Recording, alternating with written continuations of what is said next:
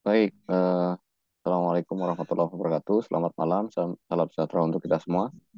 Jadi teman-teman sekalian, malam ini karena eh, kita sedang menghadapi ya, jadi kita sedang persiapan seleksi CPNS ataupun P3K gitu ya.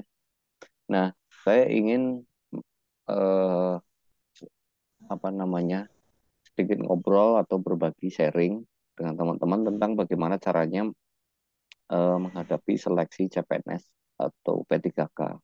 Nah, dalam hal ini saya hanya bisa membantu secara intensif belajarnya teman-teman di kompetensi bidang gitu ya. Jadi nanti teman-teman apa namanya kalau yang administratif, yang apa namanya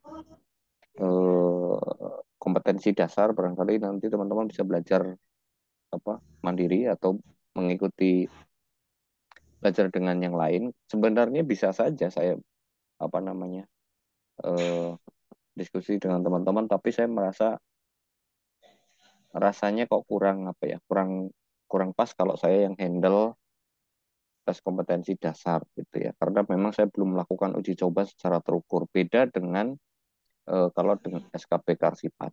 Oke, nah kita akan mulai pertama kali akan mulai dari ini dulu. Apa namanya, kita akan mulai dari filosofinya dulu bagaimana cara menghadapinya. Jadi filosofinya saya kutip dari Sun Tzu. Jadi setiap kita menghadapi apa kompetisi, pertandingan, eh, kita bisa bisa eh, adopt, kita bisa apa namanya eh, pakai filosofinya Sun Tzu. Sun Tzu itu adalah panglima perangnya Cina. Jadi zaman Cina kuno ya, bukan panglima perang sekarang. Jadi kata Sun Tzu, prajurit pemenang adalah mereka itu sudah menang dahulu baru pergi berperang. Sedangkan prajurit pecundang itu pergi berperang lalu baru nyari cara bagaimana supaya menang. Artinya begini, artinya setiap kita tidak akan memulai atau kita tidak akan memilih medan perang yang kita tahu kita tidak bisa menang. Atau kita akan memilih medan perang yang kita yakin kita bisa memenangi peperangan itu. Atau dalam bentuk kompetisi kita bisa memenangi kompetisi ini. Nah, disitulah eh, kita bisa apa namanya bertanya lalu. Pertanyaannya jadi begini, caranya gimana gitu kan? Caranya gimana? Kalau ditanya caranya gimana ya tentu sesederhana kita harus mengerjakan PR kita gitu. Nah, PR kita itu apa? Maka kita harus melakukan apa namanya list ya.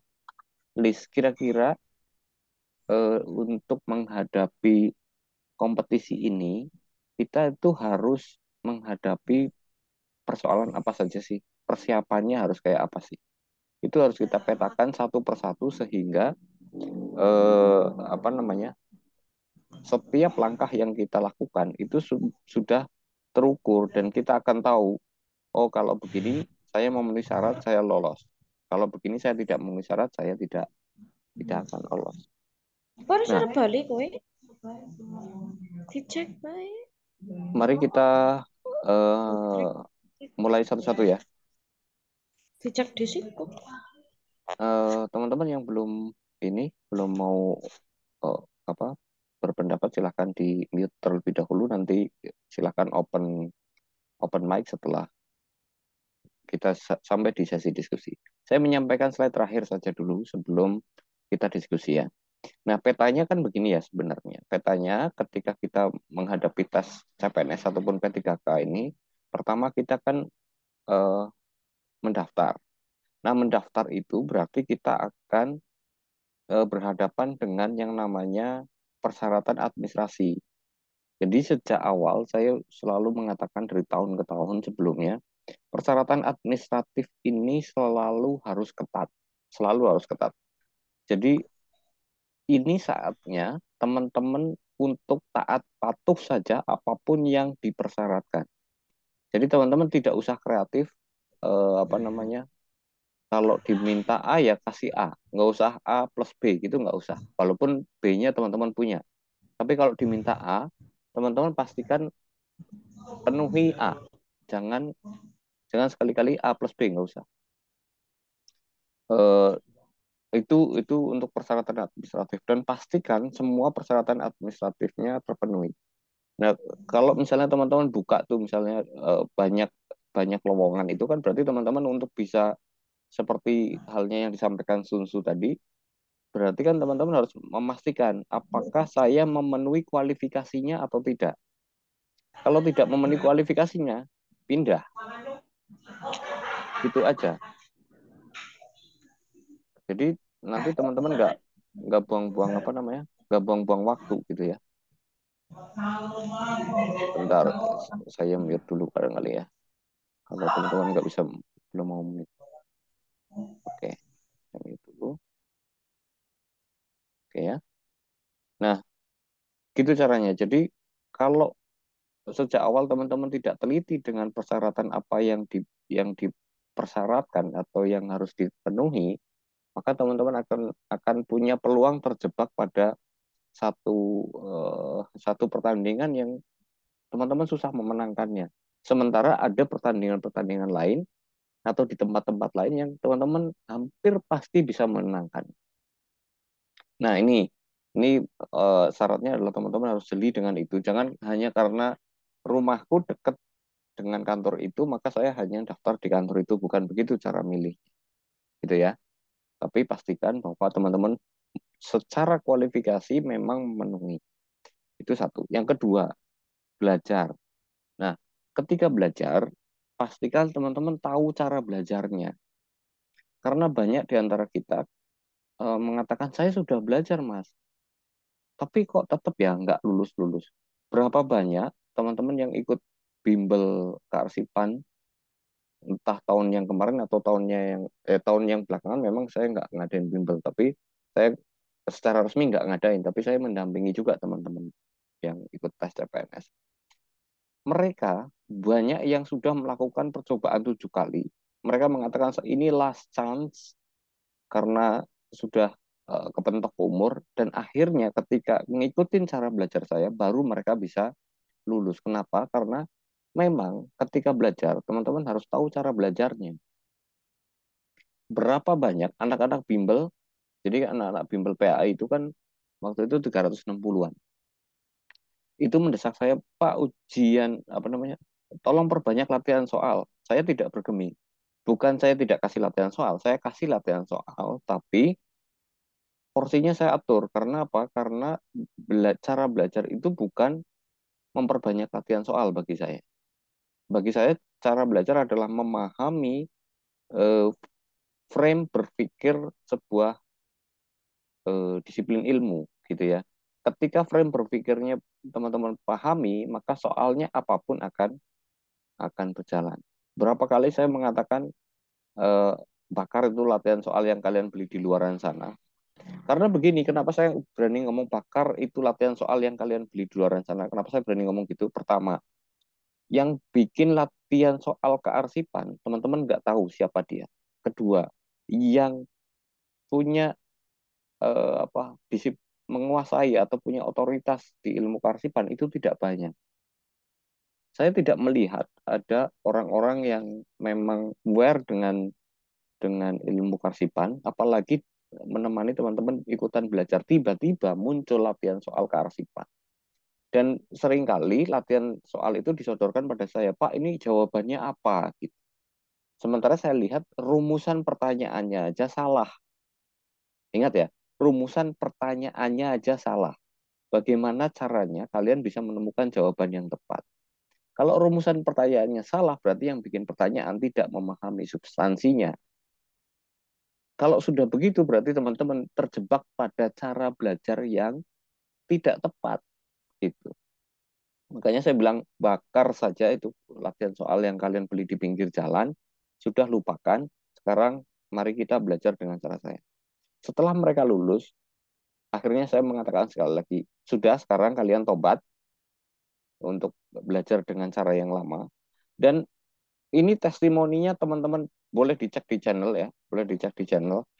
Ketika mereka anak-anak bimbel itu ya, ketika mereka menghadapi tes, begitu melihat soal, mereka cengengesan, ketawa cekikikan. Padahal sebelum melihat soal, mereka keringet dingin menghadapi ujian. Tapi begitu lihat soalnya, mereka cengengesan. Kenapa?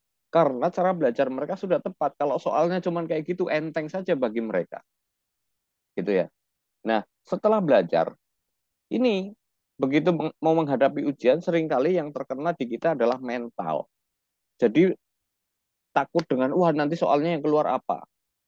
Wah kompetitorku anak yang pinter dan seterusnya dan seterusnya. Padahal teman yang lain juga akan berpikir yang sama. Jadi kenapa anak bimbel PAI itu, kenapa anak bimbel PAI itu bisa menyabet urutan teratas di banyak titik lokasi? Karena memang karena memang mereka siap secara mental. Jadi sebelum berangkat ke medan ujian, ya sudah laporan Pak, doakan saya besok ujian. Teman-teman doakan ya gitu. Artinya dan saya kasih tips begini begini begini begini.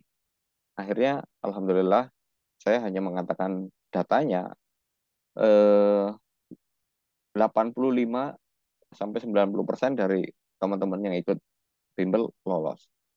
Gitu ya. Jadi ini bukan angka yang main-main, ini angka yang sangat serius karena bahkan di Jogja dan di Semarang.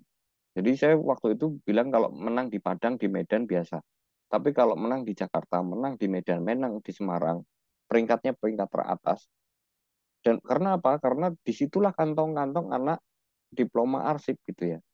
Kalau anak bimbel PAI yang belajar hanya tentu di bawah 1 semester ya, bisa mengalahkan anak yang kuliah 3 tahun minimal. Itu kan luar biasa. Itu luar biasa. Artinya teman-teman ini belajar dengan formula yang benar. Gitu sih. Jadi maksud saya begini, mari kita belajar dengan cara yang terukur.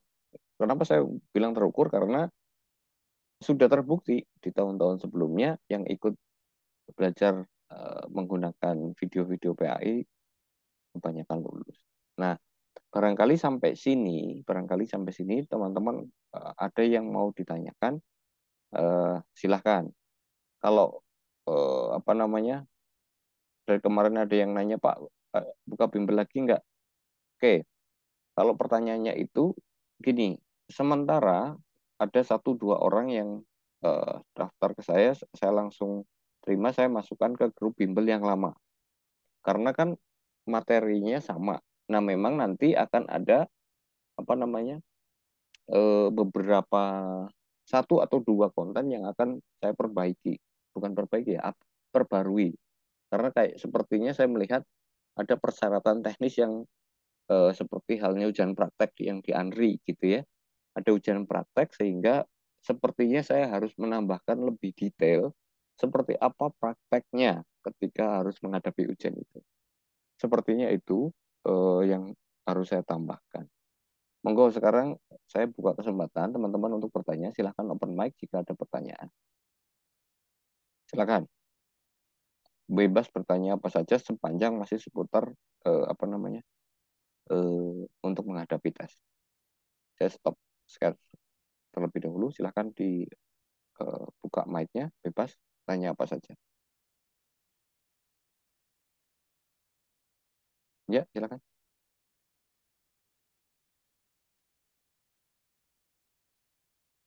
Karena kemarin kan pada nanya tuh. Nah, sekarang saatnya lah bertanya. Sok, mulai Izin dari Pak, mau nanya ya Pak. silakan, Pak. Kalau untuk passing grade itu kira-kira berapa ya? Saya soalnya pas baca pengumuman itu belum tahu ya. Passing Hmm, grade-nya itu berapaan ya? Arsip itu. Terus kira-kira misalnya kalau Bapak berkenan mau buka bimbel lagi itu kira-kira hmm. kapan gitu Pak? Gini, karena saya melihat jadwalnya itu mepet ya antara antara tes yang dasar sama tambahan itu kan berarti kompetensi bidang berarti kan ya. Jadi ada dasar dan kompetensi bidangnya itu mepet, barangkali bisa langsung dimulai dari dari sekarang aja barangkali. Nah, kalau soal soal passing grade sepertinya itu hanya bisa ditanyakan langsung ke panitia, tapi maksud saya gini, tugasnya peserta tes adalah memenuhi standar minimum. Kalau standar minimumnya misalnya 60, karena itu kan biasanya naik turun ya. Naik turun artinya setiap tahun tuh nggak sama. Karena kalau misalnya passing grade-nya nanti dibuat sama, sementara formasinya yang dibuat multidisiplin, sepertinya mereka juga akan apa namanya, akan mengalami kesulitan untuk mendapatkan calon gitu sih. Kalau passing grade saya nggak bisa jawab, tapi kalau misalnya eh, di bidang teknisnya barangkali akan lebih mudah menjawabnya. Itu sih Pak. Oke. Berarti memang belum bisa kelihatan ya Iya, untuk belum bisa passing grade kelihatan. itu, Pak, ya. Betul, betul. Oke. Nah, Terima kalau kasih, Pak. kalau untuk itu barangkali strateginya begini dulu. Misalnya Pak Muhammad ini di daerah mana gitu, terus kemudian formasinya ada berapa, terus kita kan tahu lah punya teman berapa banyak, nanti kita akan ketemu dengan berapa orang di situ, siapa yang ke situ, sebaiknya kita bagi-bagi tempatnya kemana saja. Jadi sebaiknya sejak awal kita sudah bersepakat, oke, kalau di sini ada 10 kursi, sudah ada 10 orang, sementara di tempat B atau di Kementerian B atau di Pemda C gitu, ada formasi yang kosong, sebaiknya dibagi sejak awal. Sehingga kita tidak usah terlalu pusing dengan passing grade. Yang kita pikirkan adalah bagaimana caranya bisa menyelesaikan apa namanya atau menjawab soal dengan baik, baik itu tes kemampuan dasar maupun tes kemampuan bidang. Sehingga istilahnya kita tidak saling berebut satu kue di piring yang sama gitu loh. Sebaiknya kalau ada kue di piring-piring yang lain ya udah kita bagi saja tempatnya sejak awal. Itu barangkali akan lebih mujarab, apa lebih powerful dibanding kita harus bentrokan dengan sesama sesama apa pelamar gitu. Oke, mungkin ada yang lain? Izin tanya, Pak. Ya, silakan. Ini saya rencananya mau ngelamar di Kementerian Agama bagian Mm-mm. arsiparis. Ya, Saya kerjanya sekarang di SD, di sekolah dasar sebagai operator dapodik, Pak.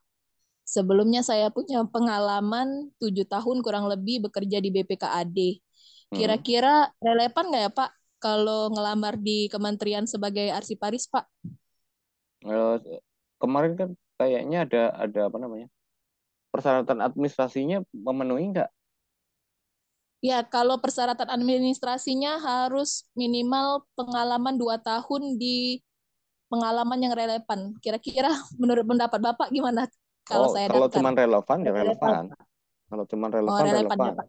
Tapi kalau Heeh. dikatakan apa namanya harus di Kementerian Agama lah itu yang jadi masalah.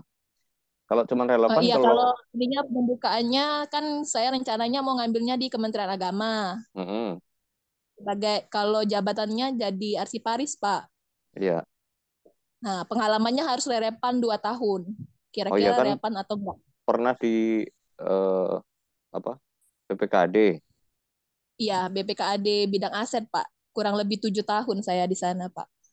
Nah, sekarang tinggal harus bisa membuktikan dengan surat keterangan berarti kan. Iya, Bah- punya, Pak. Surat pengalaman kerjanya punya. Oke. Nah, terus sekarang di SD. Iya, sebagai operator dapodik, Pak. Sudah kurang lebih 4 tahun, Pak. Oke. Nah, kalau kalau bisa ya itu di apa namanya dibunyikan di jabatan apa, job desk-nya apa gitu sehingga relevansinya terkunci gitu loh. Bahwa Oh. ini adalah orang yang berpengalaman dalam hal pengelolaan arsip ataupun dokumen gitu. Sehingga mereka tidak multitafsir kalau misalnya oh ini kan BPKD yang ngelola aset. Kan kalau hanya disebut tempatnya itu tidak menjamin bahwa dia memang terlibat langsung dalam pengelolaan arsip gitu. Kalau bisa langsung di declare gitu. Untuk mengunci Oh. bahwa bahwa saya memang Kan kalau tempat kan bisa di mana saja. Tapi kan Iya, namanya tempat di satu kantor itu kan job desk-nya macam-macam toh. Nah, iya Pak. itu yang jadi persoalan. Barangkali itu yang Hmm. bisa diperjelas. Oh ya, ditambahkan lebih detail lagi mungkin Pak ya Iya, kalau di ya. job desk. Ah, ya. Mm-mm. Makasih Pak. Ya, sama-sama. Silakan ada yang lain. Ini yang chat siapa? Oh, ini passing grade ada nih. Terus izin bertanya, apa bimbel berkaitan juga dengan bimbel untuk P3K? Nah, gini ya, P3K dan CPNS itu kan hanya perbedaan di status ya. Tapi kalau teman-teman lihat di kolom kanan itu kan yang sama kualifikasinya tuh. Sehingga mau mau dia ke apa pegawai pemerintah dengan perjanjian kontrak maupun dengan yang PNS, sepanjang jabatannya sama, kualifikasinya pasti sama. Kalau jabatannya sama, kualifikasinya sama, berarti yang dipelajari harus sama gitu. Itulah yang kadang-kadang bikin apa namanya?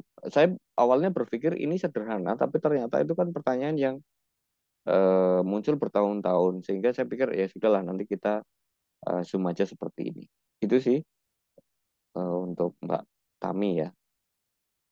Jadi jawabannya seperti itu. P3K ataupun CPNS itu sama saja. Karena apa? Karena jabatan yang mau dilamarnya sama. Kalau jabatannya sama berarti kualifikasinya sama. Gitu.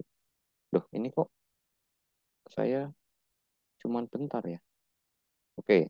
Nanti kalau kalau putus kita bisa sambung lagi lah. Ini 949. Oke, ada yang lain? Kita punya waktu 9 menit lagi.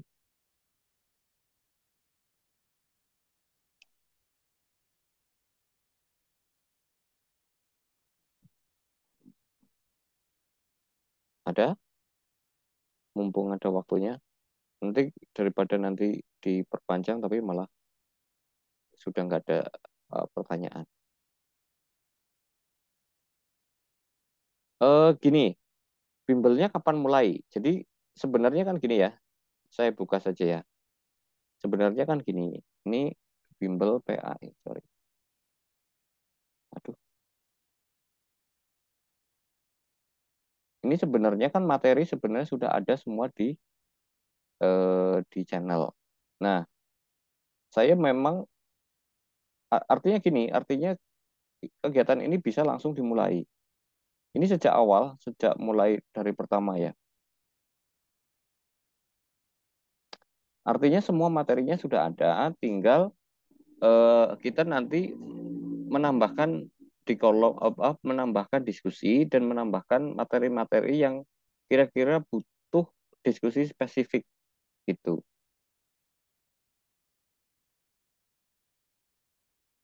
Itu sih. Jadi jawaban saya mungkin mudah-mudahan bisa dimengerti ya. Jadi teman-teman yang beberapa juga sudah ada yang bergabung, mereka saya hanya ajak ke grup bimbel yang lama. Jadi karena mereka akan bisa mengakses semua materi, latihan soal dan apapun bahasan ada di situ semua gitu. Jadi nggak perlu apa nambah nambah pekerjaan baru kecuali ada hal-hal teknis yang misalnya ada ujian praktek pemberkasan. Sementara sementara di materi yang saya punya baru materi tentang pemberkasan sehingga kadang-kadang Pak prakteknya gimana memberkaskan. Nah, itu barangkali nanti kita akan nambahin diskusi gitu. Dari Mbak Nita nih ya, ada pertanyaan. Kalau pengalaman di perusahaan mengelola arsip keuangan relevan nggak dengan arsiparis terampil? Ya, relevan. Relevan saja. Jadi memang ada satu job desk arsiparis untuk melakukan apa namanya penataannya. Itu sih. Untuk pendaftarannya bagaimana? Oke, kalau pendaftarannya nanti saya umumkan saja di grup ya. Jadi cukup dengan apa namanya transfer uang uang investasinya nanti saya undang ke grup bimbel gitu aja sih. Sesederhana itu. Jadi semua materi ada di sana. Oke, ada yang lain?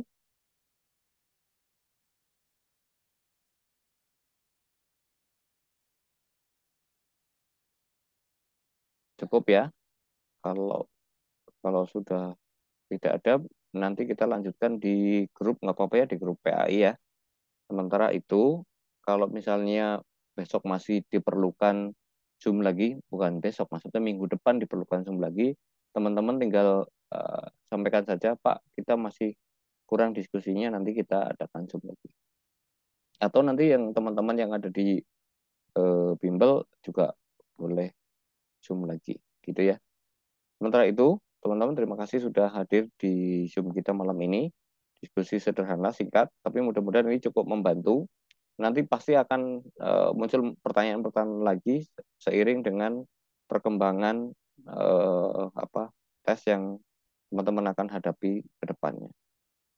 Sementara itu ya, saya cukupkan dulu. Terima kasih waktunya. Saya tutup. Wassalamualaikum warahmatullahi wabarakatuh.